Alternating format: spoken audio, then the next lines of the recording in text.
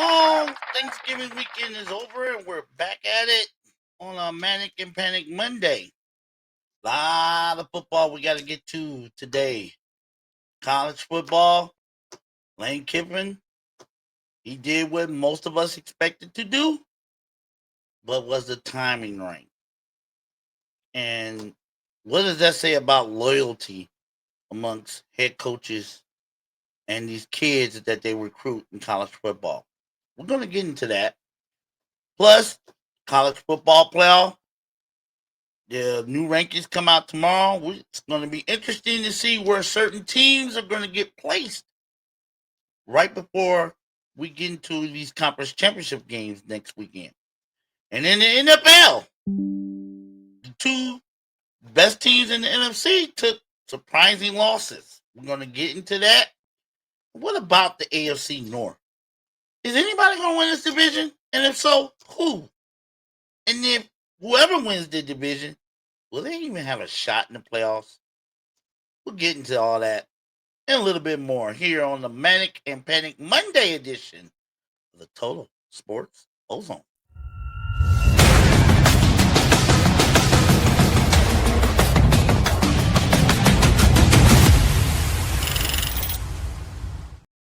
Big O with the big mouth coming at you on a Monday, December 1st, 2025. And I hope all of you had a safe and wonderful Thanksgiving weekend. But now we're in the last month of the season. Oh, who did you think this would be this fast? I know I didn't. But December is here. We're now in the holiday rush, and we at the end of the college football playoff, college football regular season. So, and I'm not gonna I'm gonna just start off and say it. I'm happy. I'm smiling. Look at me, I'm smiling. Oh, I'm cheesing because my Ohio State Buckeyes exercised a very ugly demon this Saturday by going up to Ann Arbor and beating and giving that team up north a beatdown in their building. I am happy. I'm smiling. I cannot help it. It's always a good day when Ohio State beats Michigan. It's the I said it. I've said it to my friends over the weekend after Ohio State won. I said anything Ohio State does after this is extra gravy on the biscuits. That's all it is. Extra gravy on the biscuits. They win the Big Ten. Cool. They win repeat as national championship. Great. But they did beat Michigan. And when you're a Buckeye fan like I am, that's the first step. That's the first step. But anything after that, any steps after that, it's just extra gravy on the biscuits, man. I am proud of them. Congratulations to the Ohio State Buckeyes exercising a 4-year demon, getting that monkey off Ryan Day's back, at least for now. And now they're moving on. And it's great that they got that monkey off Ryan Day's back because as accomplished as he has been at Ohio State, you know, the highest winning percentage amongst active coaches is that 1-4 record against that team up north that us Buckeye fans only are concerned with. Well, now he's 2-4, and we're just glad he got the 2, and we got that number 2 win. And like I said, everything after this, the Big Ten championship, the college football playoff, possibly a repeat as national champions, nothing but extra gravy on the biscuits, baby. Nothing but extra gravy on the biscuits. Congratulations to the Buckeyes. But that wasn't the big story this weekend in college football, as we all know. The big story was Lane Kiffin. Lane Kiffin.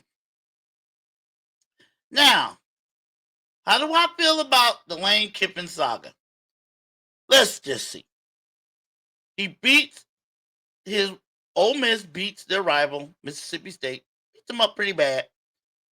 And then we're on right after that game, basically all of the college football world is on Kiffin watch. We're wondering when or if he's going to leave Ole Miss and how will all this play out. We all know Ole Miss is going to the college football playoff.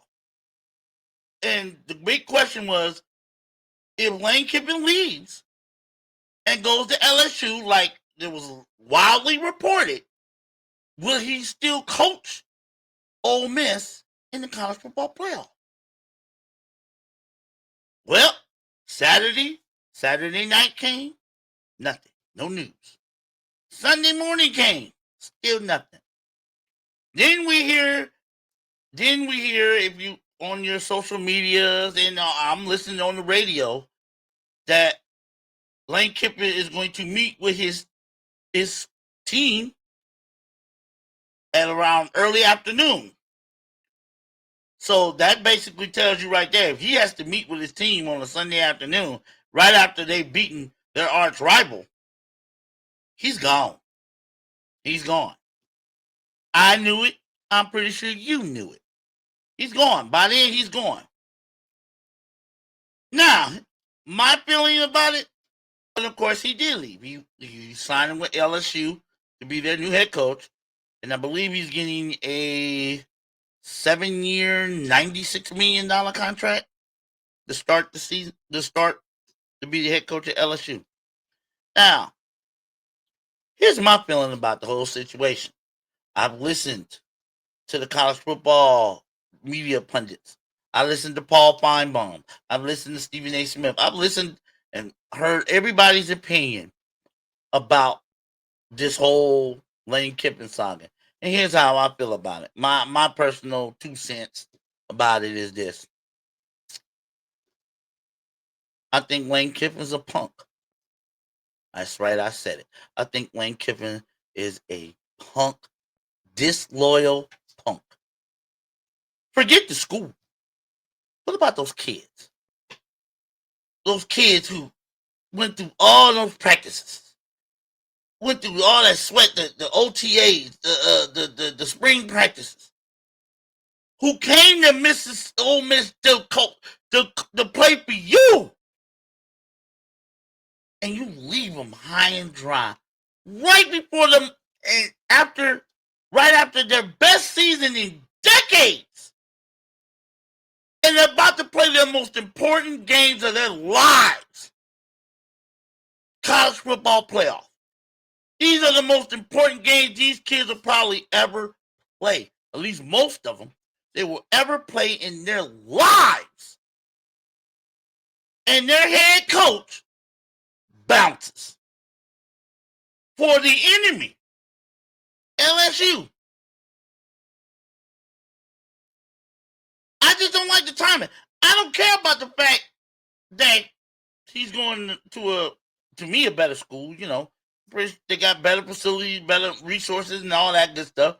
You know, LSU is a sort of college football blue blood.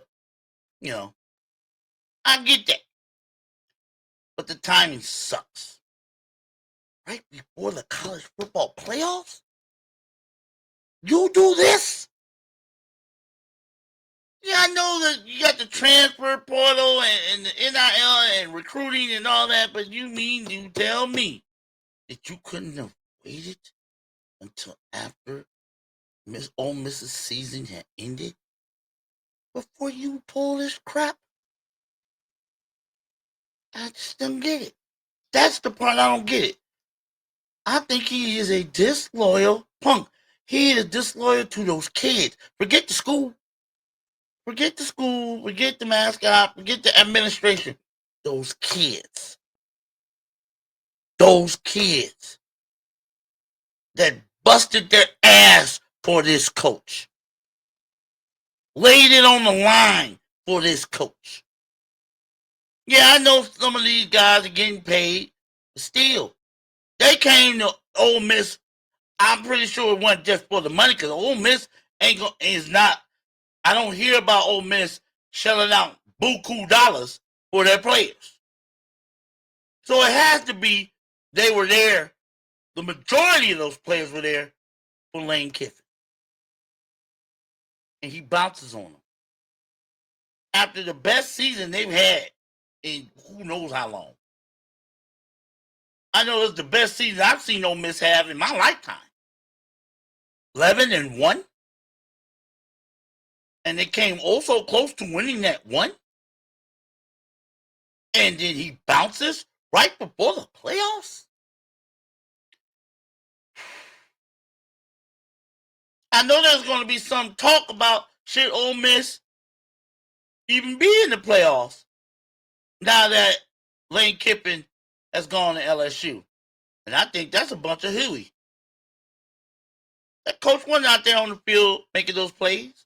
That coach wasn't out there making those tackles, getting those runs, getting those touchdowns. Those kids were. And you cannot deny those kids. You should not deny those kids the opportunity to try to win a national championship just because their head coach bounced. Nuh-uh. Those kids deserve to be in the college football playoff at 11-1, and they should be in the college football playoff. I don't care if they get Humpty Dumpty to coach them. They deserve to be there and see what they can do. Now, Lane Kiffin, and no, Lane Kiffin shouldn't be allowed to coach Ole Miss. You want to sign with LSU? Go ahead. Go. But there ain't no way you're going to be sticking around. If I'm the administrator, you're not going to stick around my school and try to poach my players and these other coaches while we're trying to play for a national championship. No, that's not happening. Oh, no. You going to LSU? You going. Bye. Good luck. Thank you for everything you've done, and good luck.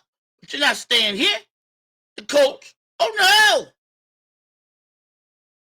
For all I know, you might be trying to poach the players to come over to LSU. I'm pretty sure some of them players probably will after the season. I'm pretty sure of that. But it shouldn't happen now. He shouldn't be allowed to talk to him. He's not the coach of Ole Miss no more. He's the coach of LSU. He should not be even allowed in the facilities or near these kids or anything like that. Not now. He made his choice. There's no way I would have let him coach my team and you not signed with another team to be their coach. No, hell no. You're going. Bye. I'll pack your bags for you. No way. And I think Ole Miss did the right thing by it. You're not going to get nope. You're not going to have access to our players and the coaching staff while we're trying to get ready to play for a national championship going into these playoffs. And I think that's why I'm sorry. I think he's a punk. I think he's a big at time punk for doing what he did. That's just me. I think he's a punk and a disloyal punk for leaving those kids right before the college football playoff. I just don't see that. I don't like it. And I think, I don't wish no ill will on them, but I hope when Ole Miss plays LSU next year, I hope they rub it down his throat for just because he left them in the lurch like that. I don't care what he accomplished at Ole Miss. There should be a little bit of degree of loyalty. You finished what you started. He should have stayed and finished the season. No matter how it ended, he should have stayed and finished. 11-1, about to go into the college football playoff. Best season Ole Miss has had since, if I'm not mistaken, since probably JFK was president. I know I wasn't alive the last time Ole Miss was relevant on the college football landscape. I know I wasn't. And then I don't get it. But I know money talks and BS walks. Plus, LSU has the facilities, they have the clout, as you would say, resources, what have you. I know that. He should have stayed.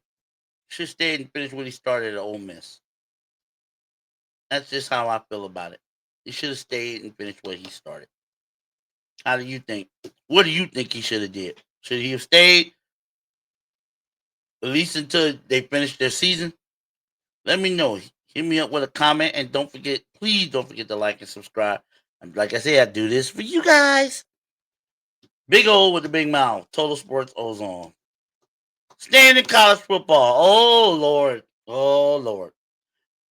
College football playoff rankings. I believe this will be the next to last rankings released tomorrow night, because we got the conference championship games this weekend, and then next Sunday, I believe, they'll announce the 12-team college football playoff. I believe it will be next Sunday afternoon. So, rankings will be coming out tomorrow night. Now, here's the big stink.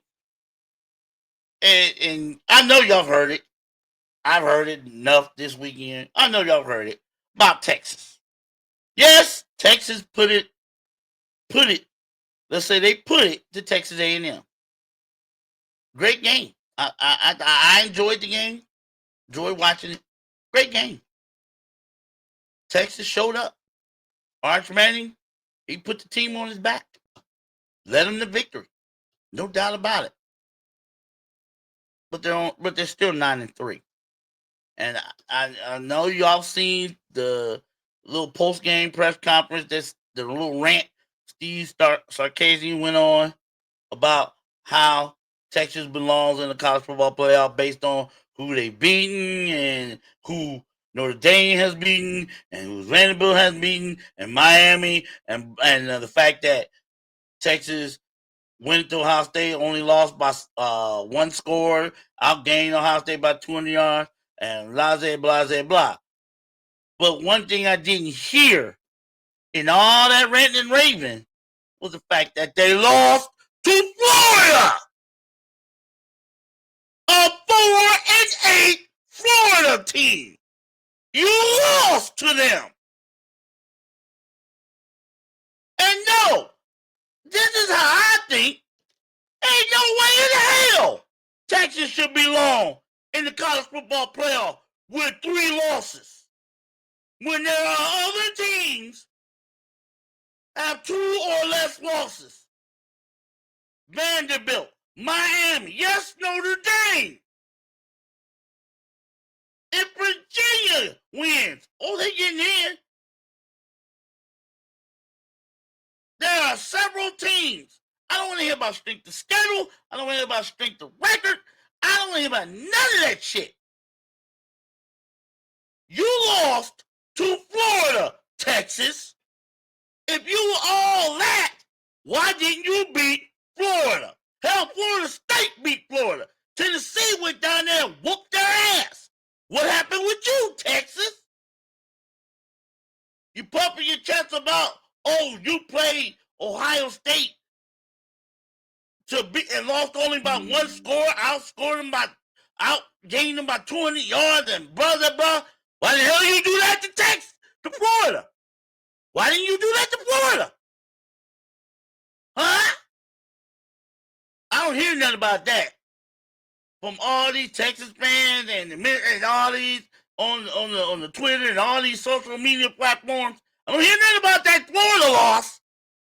All I hear about is the strength of record, the strength of schedule, about how they beat three ranked SEC teams and blah that. You lost to Florida. A bad, and I mean bad, Florida team.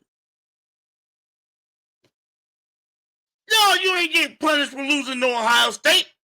Ohio State's the number 1 team in the country. After they beat y'all, that's where they've been all year. And they still there. You ain't getting punished for that. I don't even know where the coach come out thinking they're being punished for losing to Ohio State. If anything, you're being rewarded for having the guts to go to Columbus and play the Ohio State Buckeyes, the defending national champions, on week 1. And you only lost by 7 points. You're not getting punished for that. You're getting punished because you lost to Florida. You lost to Florida. That's what I see you getting punished for if you don't get into the playoffs. Now, I know there's a lot of pundits think Texas should make the playoffs. If Alabama didn't get to the playoffs after losing 3 games last year, what makes Texas think they that special? What makes Texas think they that special? Alabama had 3 losses last year. They were out. They put in SMU. SMU, the team that lost the ACC championship game. Alabama didn't even get to the SEC championship game last year. They put SMU in because at the very least they said, at least SMU played in their conference championship game. They played 1 extra game. Texas, you're not playing no more games until you find out what bowl game you're going to. If you go to the playoffs, you're not playing the extra game this weekend. So don't give me this noise about you deserve to get in with 3 losses. That 1 loss, you lost to Florida, and then you got boat raced by Georgia. That's right there. That's a done deal to me. Done deal. You're done. You're out. It's bad enough you got boat raced on national TV by Georgia, but then you lost to Florida. Then you lost to Florida before you lost to Georgia. That Florida loss, in my estimation, that did it for y'all weeks ago. I didn't give a damn who you beat the rest of the schedule. The rest of your schedule. I didn't care who you beat. I didn't care about you beating Oklahoma. I didn't care about you beating Vanderbilt. I didn't care about none of that. When you lost to Florida, that was it. That was 2 losses, and that was a bad loss. Because Florida wasn't shit. And you lost to them. Tennessee didn't. Florida State didn't. So, if those 2 teams who ain't no better than you can go down to the swamp and beat Florida, and you couldn't, don't talk to me about playoffs. Don't give a damn what your record is. That's what I'm saying. That's what I feel as far as what Steve Sarkisian is saying about Texas' chances or Texas deserving to make the playoffs. Bullshit. When you lost to Florida, that was it. In my eyes, and a whole lot of people's eyes, when you lost to Florida, a bad Florida team, that was it. Show's over for you. You're going to one of them thank you for playing bowls. That's where you do. That's where you deserve. That's what you belong. That's where you belong. To one of them thank you for playing bowls. And I don't care just about your strength of schedule, strength of record, this and that. I don't care about that. You're supposed to beat teams like Florida. If you are a national championship caliber team like you say you are, those are the teams you're supposed to beat. See, that's why nobody can talk real too much smack about Ohio State other than the fact that you don't like them. Ohio State has beaten. They may not have a strong strength of record, strength of schedule. Who cares? They beat everybody they're supposed to beat. And they did it by double digits. They beat everybody on their schedule. Good, bad, or indifferent. It didn't matter. It didn't matter if they were good, not so good, sucked. They beat them. They went out there and took care of business. Texas, you did not do that against Florida. You did not. If you are a national championship caliber team, like you say you are, you're supposed to take care of business against teams like Florida. You didn't. So don't talk to me about the playoffs. Nope. You're going to be at home watching them just like all the other ones. That's just how I see it. You do not deserve to make the college football playoff. You don't deserve it. Not when you can't beat teams like Florida. You don't deserve it. I believe Vanderbilt should get in over you guys. Miami definitely. Hell, they beat Notre Dame. If Notre Dame getting in, Miami should get in. If Notre Dame get in, Miami should get in. That's the way I see it. If Notre Dame in, Miami should get in. But Texas, no way, no way. I don't see it. I just don't see it. Not with that loss to Florida. Don't, like I said, you're not getting punished for losing to Ohio State. You're getting punished for losing to Florida. That's your punishment. Next year, beat those teams. Beat teams you're supposed to beat. That's how you assure yourself of getting into the college football playoff. Beat the teams you're supposed to beat. Big O with the big mouth. College football, Total Sports Ozone. Let's shift up and talk NFL. There's big games this weekend. From Thanksgiving on through the weekend. Cowboys. People gonna have to look out for them. I said in one of my previous podcasts that if the Cowboys can win 2 of the next 3 games, I said that late last week, if they can win 2 of the next 3 games, they got a realistic shot at making the playoffs. Well, guess what? They did that. They won 2 games in a week against the teams that were in last year's Super Bowl. They beat the Philadelphia Eagles last Sunday, and then on Thanksgiving, they outlasted the Kansas City Chiefs. So now they're sitting at 6-5, and you're thinking, well, the Eagles, they got a good, comfortable lead. They should be all right. And then the Eagles turn around and get ran over, literally ran over by the Chicago Bears. I mean, they literally got ran over by the Chicago Bears. To the tune of giving up 281 yards on the ground to the Bears. Almost 300 yards they gave up on the ground to the Chicago Bears. They allowed 2 running backs for the Bears to have 100-yard games. Unbelievable.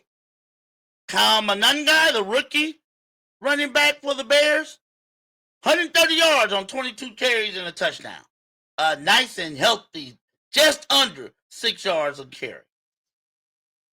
5.9 yards a carry. He ran over under and threw him. And then DeAndre Swift, don't forget about him. 125 yards on only 18 carries and a touchdown. Right there. That's 255 yards from those 2. Just from them 2 running backs. Caleb Williams didn't have to do too much. He didn't. But he didn't have the greatest of numbers. He was under 50% passing. And he did throw 1 interception, but it didn't hurt him. He did throw a touchdown, but he didn't have to do too much. All he had to do was turn around and hand the ball off. And it was working. It worked. I've never seen the Eagles, at least the Eagles of the modern time, get that punked and bullied at the line of scrimmage by any team, especially in their house, especially in their home. I haven't seen that in years, decades even, to see any team come into Philly and punk them the way they did. But that's exactly what the Chicago Bears did. They literally punked and bullied the Philadelphia Eagles in their house. Which begs the question, what's wrong with the Eagles? Offensively, they just look disjointed. it looked like they're just not on the same page. They can't run the ball too well. They haven't been running the ball that well all year. Saquon Barkley only hit 56 yards on 13 totes. And most of that was a little late. It was like too little, too late. Jalen Hurts, he threw 2 touchdowns. One of them was like in desperation. AJ Brown, he had 132 yards and 2 touchdowns, but it just seems like the Eagles offense took too long to get going in this game. I wonder if it was because the way Chicago was controlling the ball. When you run the ball that well, you keeping that other team's offense off the field. Because the clock's running, you getting those possessions, you moving those chains. And it seemed like the Eagles could not get going until it was too late. And by then, all the Bears had to, and then the ill-timed turnovers. And so all the Bears had to do was just keep doing what they were doing. Feed the beasts. And they had 2 beasts, Monangai and Swift, and they kept feeding them. And the Eagles were, I don't know if they were powerless to stop them or they just didn't want them. I don't know. But if you watched the game, you heard the boos. You heard those boo birds come out. And there was a lot to boo about if you're an Eagles fan. So again, the question is, what's wrong with the Eagles? What can be done to fix them? What can be done to fix the Eagles? I don't know. I don't know if they need to sit down, have a team meeting. It's just the offense and the defense is slipping. I haven't seen the defense has been slipping ever since the second half of the Eagles Cowboys game. That defense has slipped big time. The last couple of games, the teams have been running all over them, and they've allowed the last 2 games almost 800 yards in total offense. And they allowed over 800 yards in total offense the last 2 games. That defense that was really a linchpin for them winning the Super Bowl last year. Seems like we got a few cracks in the armor this year. I don't know if it's injuries. I don't know if it's schemes. They just seems like they're just the whole team. For a team that's 8-4, they seem like they're playing like they're 4-8. Last few weeks, they've been playing like they're 4-8. Weird, isn't it? On offense, it just seems like they're not starting fast. If I'm correct to say that. It's like they take too long to get going, to get the offense flow, to get the offense in sync, to get Saquon Barkley in sync with, and Jalen Hurts to get in sync with his receivers. It just takes too long. It's like they wait until almost halftime before they that offense finally wakes up. You cannot do that. You can't play like that. Now, when they played the Cowboys, the first quarter, they were just monsters. Out 21-0 before if you blinked the wrong way. But ever since then, the offense has just not been able to get going. It's been like dysfunctional. It's like a clock that's like a minute behind and stays a minute behind. And no matter what you do, no matter how many times you set that clock to the right time, it falls a minute behind. And then you set it again, and it falls back behind. Now it's falling back 2 minutes behind. And then you set it again, and it's falling back again 2 minutes behind. And you're like, what the hell is wrong with it? But you can't throw the clock away. Clocks make too much money.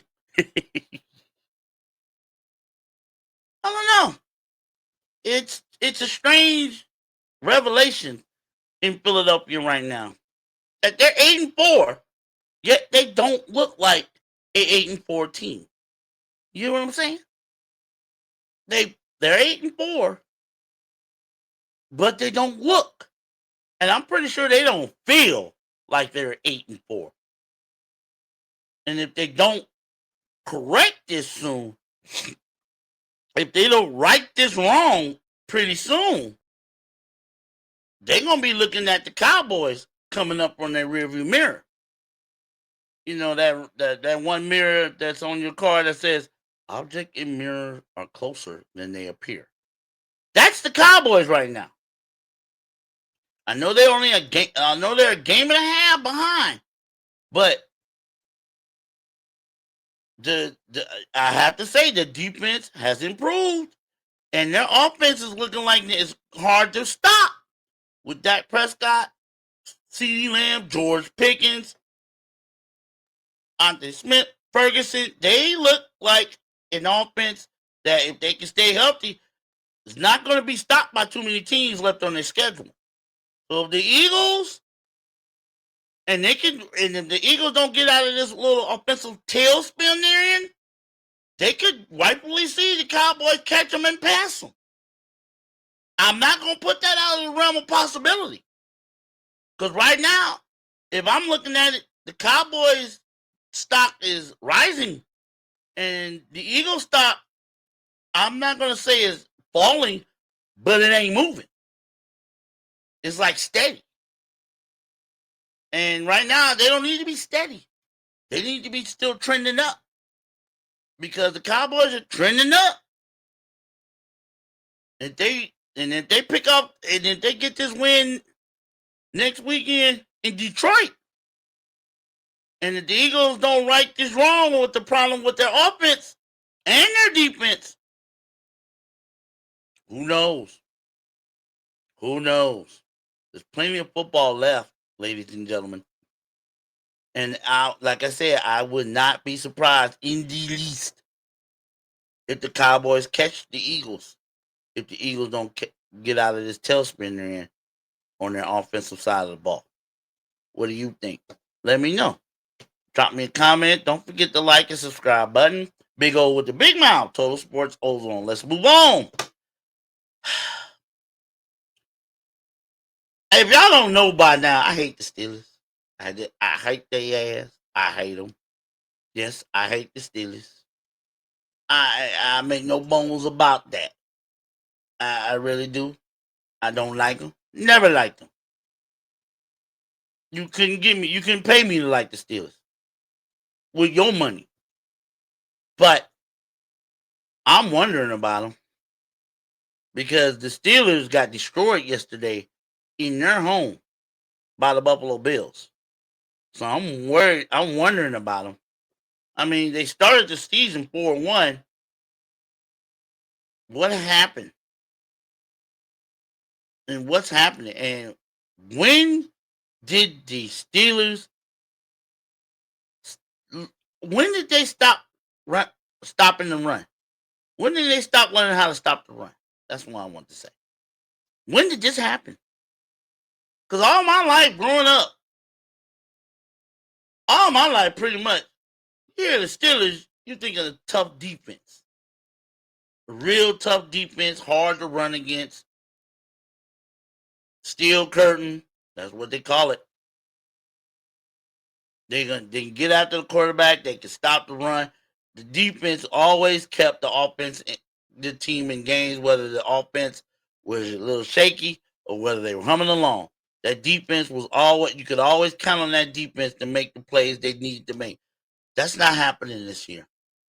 That's not happening, and I don't know why. Is it been some kind of major injury I don't know about on this team? Or is it the personnel? They still have TJ Watt, correct? And what's the problem? Is it that they're getting old? I believe the Steelers are, if I heard once, the Steelers are the oldest or second oldest team in the National Football League. Well, whose fault is that? And on offense, Aaron Rodgers, he's not that Aaron Rodgers. Let's just face it. If you're still a fan, you got to know what I'm talking about. You have to know I'm telling the truth. You got to know that. When you see Aaron Rodgers out there, you're not seeing Aaron Rodgers. You're seeing the shell of Aaron Rodgers. You're seeing pretty much the end. It looks like it's the end. He can say what he wants. But if you don't see how he's playing out there, I mean, yesterday, 10 for 21 for 117 yards, not a touchdown, no interceptions. That was it. And he took one nasty hit. I know he took one nasty hit. Had bleeding coming out of his nose or his forehead or something. And he had to come out of I think a series. So I don't know. Maybe this is the end for Aaron Rodgers. I don't know. It sounds like it. It sounds like it. It sounds like that's the end. I don't know. It would be a shame for him to go out like that, though. I think Aaron Rodgers, for all he's done, he deserves better. But I mean, his receiving core. Where the hell is DK Metcalf? 32 yards on only 3 catches. Where you at? Darnell Washington, 45 yards on 2 catches. I mean, they don't have too many good receivers, but DK Metcalf is one of the. He was damn good in Seattle. I don't know what happened to him in Pittsburgh. I don't know. I have no idea. So this team,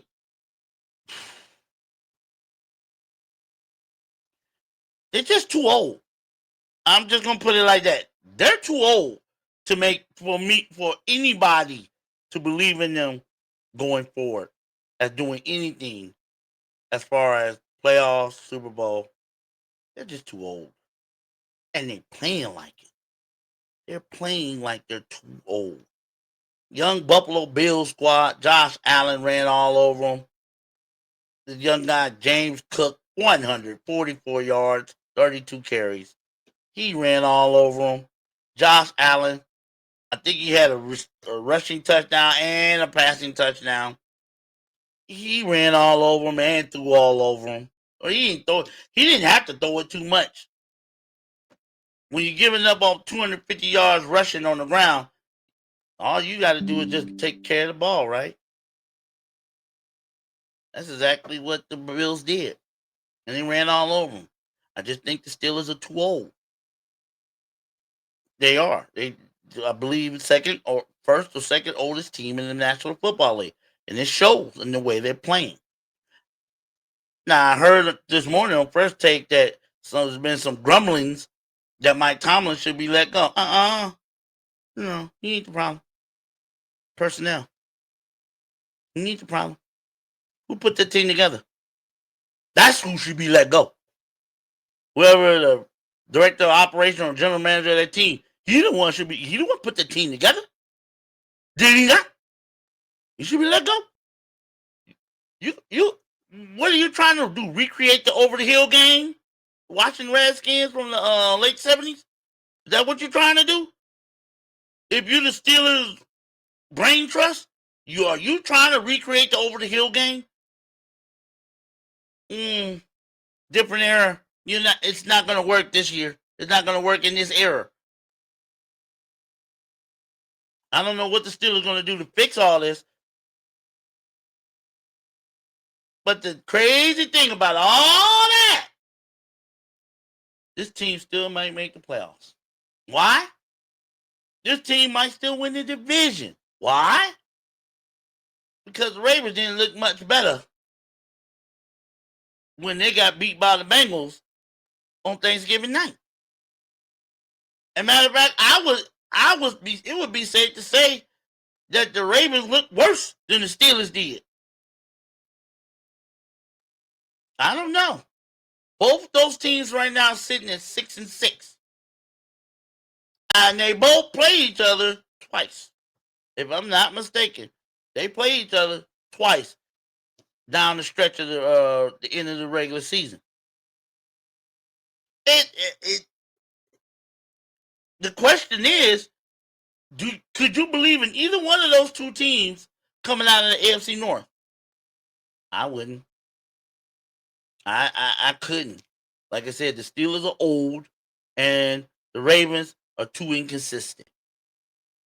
The Ravens, they started off slow, then they come on like combos, and then this. You know, they got to get a little bit more consistency on both sides of the ball. The Ravens does, for me to believe in them. And the Steelers, like I said, they're just too old. They're just old, and they got to get younger. I mean, didn't anybody tell them that football is a young man's game? I mean, I don't know too many people playing quarterback other than Aaron Rodgers and Joe Flacco over 40. But I mean, you could. I guess if you feel you can do it, ain't nothing wrong with trying to do it. But still, still, the Steelers are just old everywhere on that team. Offensive line, ain't both lines, linebacker. They're trying to get younger than linebacker. That's Jack Sawyer and everything, but they need to get a little bit more speed at linebacker. They don't have that, which is me. You know,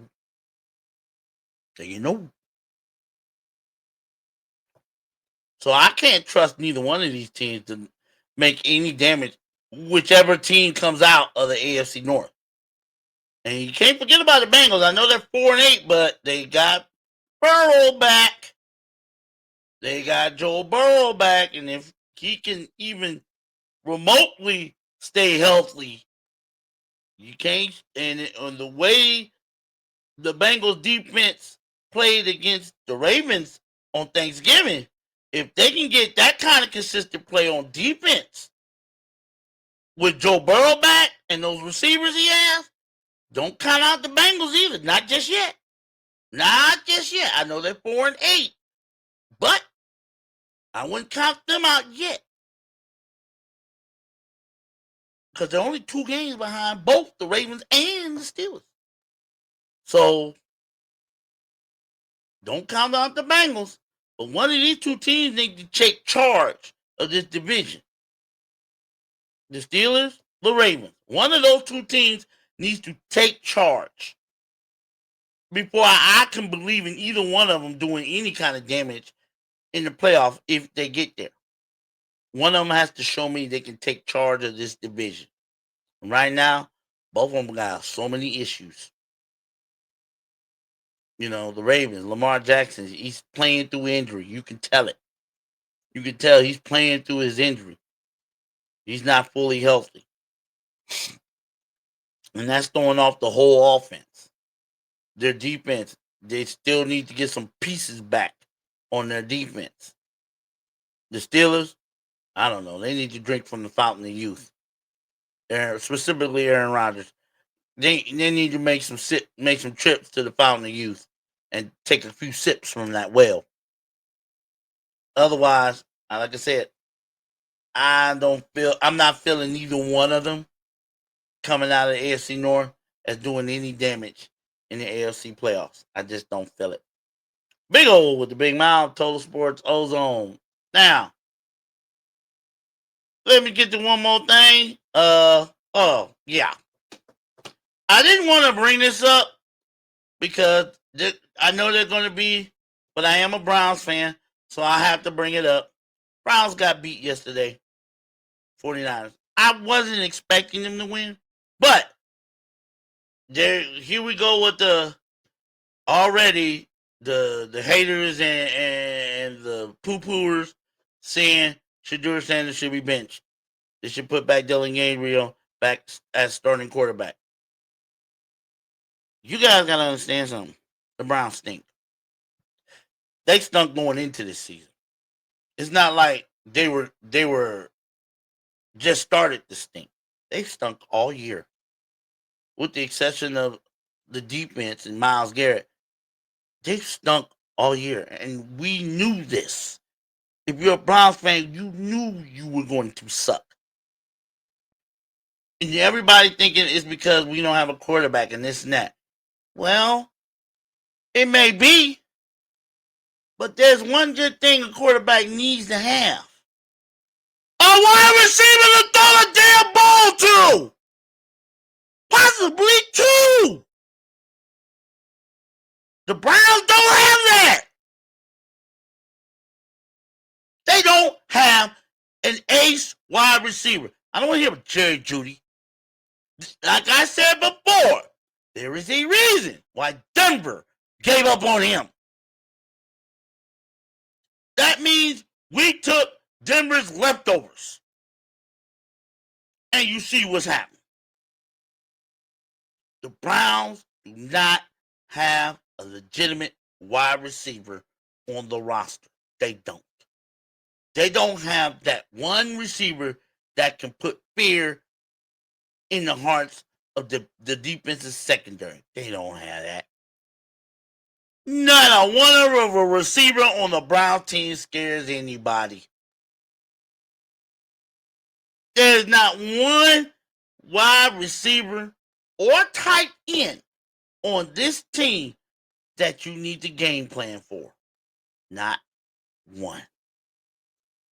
And that is why the quarterbacks cannot put up numbers. Shedeur Sanders, he's trying, but he is also a rookie. He's going to make rookie mistakes. His biggest mistake right now is he holds on to the ball too long. And for that, he's going to get sacked. And he's going to get sacked a lot until he learns. But what would help him from not holding on to the ball too long is if his damn wide receivers could get open. But we don't have any wide receivers that can get open. We don't have wide receivers that can make big time plays downfield on a consistent basis. We don't have that. We don't have Lamar Chase. We don't have T. Higgins. We don't have Justin Jefferson. We don't have wide receivers like that. We don't. And until they learn to get receivers like that, what good is the quarterback going to be? What good is it going to be? Let me know. Somebody let me know. Let me know how good Shedeur Sanders can be when he ain't got a wide receiver to throw the damn ball to. And he's a rookie. I'm telling you as sure as I'm sitting here. If the Browns, they have 2 first-round picks next year, right? I don't know if they're going to draft the quarterback. I think if they do, they're stupid. But if they do, whether they draft the quarterback or not, one of their first-round picks needs to go towards a wide receiver. And don't tell anybody.